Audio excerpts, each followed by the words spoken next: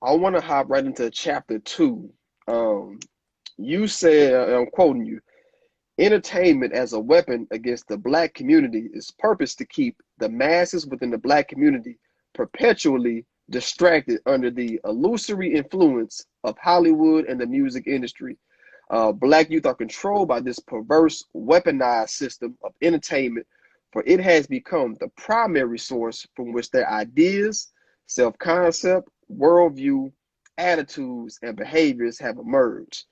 Can you expound on this statement as it relates to Brother Malcolm X and the Nation of Islam? Because we've seen the Nation of Islam, played out in the Spike Lee movies, in the Godfather of Harlem, and Betty and Coretta. Can you talk about how entertainment has been used as a weapon to frame the Nation of Islam in a certain light? Sure. There's an old saying, Brother Jay, that nature abhors or hates a vacuum.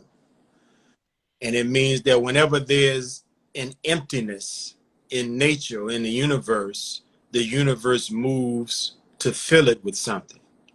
So in the absence of truth, falsehood often fills in the gap in our mind and in our thinking when there's an absence of truth. And when you have an environment like we have in American politics, religion, and socio-economic reality, whereby they are constantly working to keep Black people from rising, to keep us from achieving our glorious destiny, And I think you referenced me being like a student minister, whatever. So I have to kind of go to the scriptures for a moment. But, in the Bible, it says that the enslaved children of Israel, God had chosen them to be his people, that he would uplift them from a furnace of affliction, from slavery, suffering, and death, and make them the cornerstone people of a brand new world, and would give them a land to inhabit, and that he would give them the oil of joy in exchange for their many years of mourning and suffering. He would give them beauty in exchange for ashes. So now this is talking about a people who were enslaved and in bondage in Egypt. Well, America has been a modern Egypt for us. We have, according to the Honorable Elijah Muhammad, a glorious destiny. God is going to uplift us and place us on top of civilization. Well, do you think that those that have historically oppressed us are going to just sit on the sidelines and watch it take place? No, they're going to interfere. They're going to work to sabotage it, you see, because they understand on a certain level our rise to power and predominance in the earth represents their fall. So you're right, my brother. Over many years, the Nation of Islam has been negatively portrayed in the television and film industry. This is designed to demagnetize the nation because, quite frankly, if left alone, the average Black man or woman, when they see the Nation of Islam, even if they don't really understand the nation, even if they say, well, I'm a Christian and they don't believe in Jesus, which is false, whatever they say. But most people, if left alone, when they see the nation and what it produces, their heart fills with admiration. Their heart fills with respect. And whenever you respect something, you are just maybe a couple of steps away from loving that thing. You are just maybe a couple of steps away from getting involved with that thing. So they have worked very hard through the television and movie industry to make the nation look like something that we are not. We are not a group of wild-eyed radicals that are trying to subvert the American government. We are not a group of people that are taught to hate white people or to hate Jews.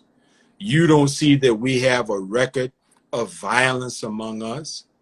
The Honorable Elijah Muhammad simply says to us, when I teach you the truth of the slave masters and their children, you should shun them, not do violence to them, but separate yourself. Because in the Bible, the children of Israel, in order for them to become purified from the sinful way of life that they had enjoyed under Pharaoh and the Egyptians, they needed to separate themselves in order to sanctify themselves. So yes, my brother, throughout the motion picture industry, you have seen the nation negatively portrayed, and this is by design. Certainly, many people have watched the new program, The Godfather of Harlem. And if I am correct, it is preparing for a second season. This program, which takes the Honorable Elijah Muhammad, Malcolm X, Adam Clayton Powell, and gives them historical makeovers in the name of creative license, is really doing a dangerous work. Because again, many people are not reading the histories of these great men. They will ultimately draw their conclusions about these great men as a result of watching this television program. So we have considered this the deliberate corruption of Black history.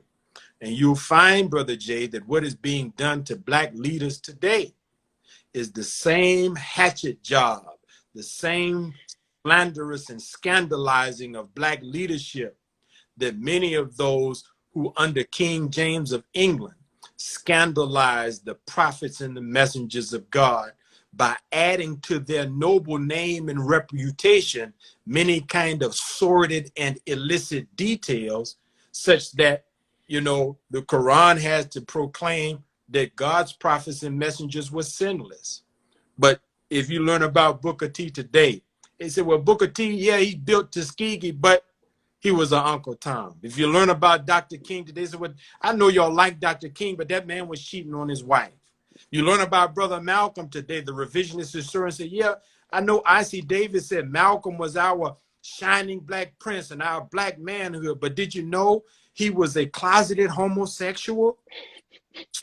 Our leaders are being given a dangerous makeover that will cause young people not to view them in the proper light. See, because it's the youth, Brother Jay, that have to study the great ones of the past and the present and say, I'm going to take the baton from Brother Malcolm. I'm going to take the baton from Dr. King. And wherever they left off in the movement, my life will be given to run the next leg in that race until we get the victory of liberation that God has promised our people. But when you make the great ones who struggle and fight for us, when you make them to look immoral and corrupt and crooked and to be turncoats, etc., you rob the babies of what the love and the respect they should have for men and women who they weren't perfect, but even in their imperfection, they gave their life for our people. And they gave their lives so that those who are alive today might pick up where they left off and move us further toward our goal.